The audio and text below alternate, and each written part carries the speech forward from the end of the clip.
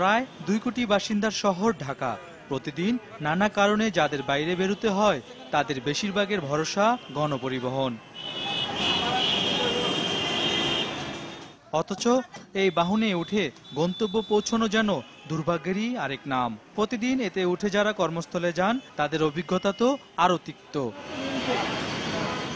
রাজপথে চলা নানা নাম, রং ও প্রতিশ্রুতি খচিত এসব বাহনের কোনোটারই কথার ঠিক নেই। Seating service, special gate lock, সময় নিয়ন্ত্রণ, কম স্টপেজ এসবই যাত্রীদের কাছ থেকে অতিরিক্ত ভাড়া আদায়ের এক একটি ফাঁদ। সিটিং এর নামে কিছুই নাই। দেখা যাচ্ছে তারা সিটিং যে সিটে লোক থাকার কথা তার থেকে বেশি লোক উঠাইতেছে। অনেক সময় দেখা যাচ্ছে যে 10 জন 15 জন যাত্রী বেশি উঠাচ্ছে তারা। বাসে সিট পাচ্ছে না, এর জন্য ঘোরাঘুরি করতেছে।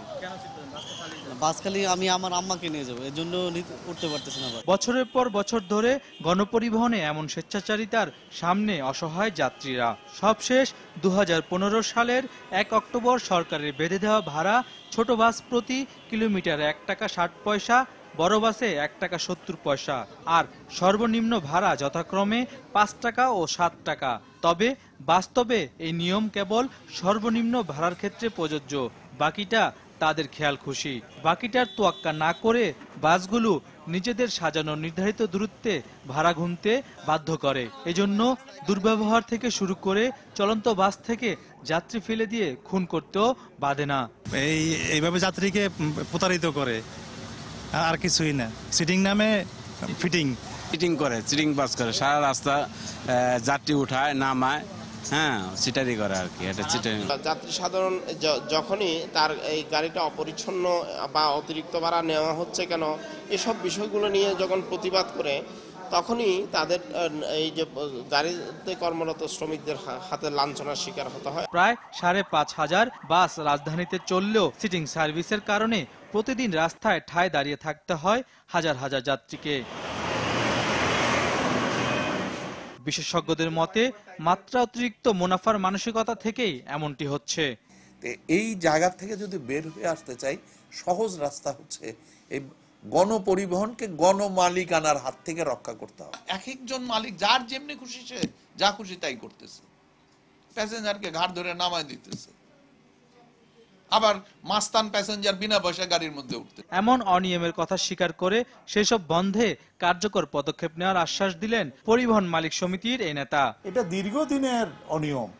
দীর্ঘদিনের অনিয়মে এই বর্তমান গভর্নমেন্ট, আওয়ামী লীগ সরকারের দীর্ঘদিনের অনিয়মকে নিয়মে আনার জন্য যে চেষ্টা চলতেছে, আমি মনে করি অনেক জায়গায় অনেক নিয়ম শৃঙ্খলা ফিরে আসছে। আমরা দেখতে পাচ্ছি সিটিং সার্ভিসের বেলা যে সেটা অনেক জায়গায় অনিয়ম হচ্ছে। আর অনিয়ম হওয়ার পিছনে কারণ হলো অন্যতম যেটা, এখানে বেশ কিছু মালিক আছেন। আপনি একটা চাকরি করেন, আপনি একটা বাস কিনলেন, সেই বাসটা কিনা দেখাশোনা করার আপনার সময় নেই।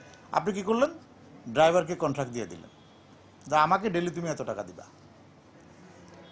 বেশ কিছু এই ধরনের মালিক তৈরি হয়েছে।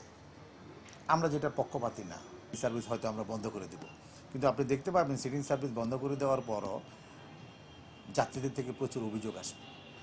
কী জন্য বলি, অফিস টাইমে যাত্রীরা তারা মনে করে গাড়ি সিটিং হয়ে গেছে, তারা ডাইরেক্ট চলে যাবে, কোথাও থামবে না। নতুন দায়িত্ব নেওয়া বিআরটি এর চেয়ারম্যান জানালেন অনিয়ম বন্ধে কাজ করছেন তারা। না, সিটিং সার্ভিস তো আমরা এই ধরনের কোনো অনুমোদন দেই নাই। কেউ যদি সিটিং সার্ভিস হিসেবে চালায় সেখানেও আমরা আইন প্রয়োগ করছি আর কি। এনফোর্সমেন্ট টোটালি বন্ধ করার সুযোগ, যেহেতু আমরা কোনো অনুমোদন দেই নাই, তারা বন্ধ করার তো অবশ্যই সুযোগ আছে। আমরা তো বন্ধ করার কারণেই হলো এনফোর্সমেন্ট করতেছি। ভাড়া নৈরাজ্য বন্ধ করতে কর্তৃপক্ষ আন্তরিক উদ্যোগ নেবেন এমন আশা সাধারণ মানুষের।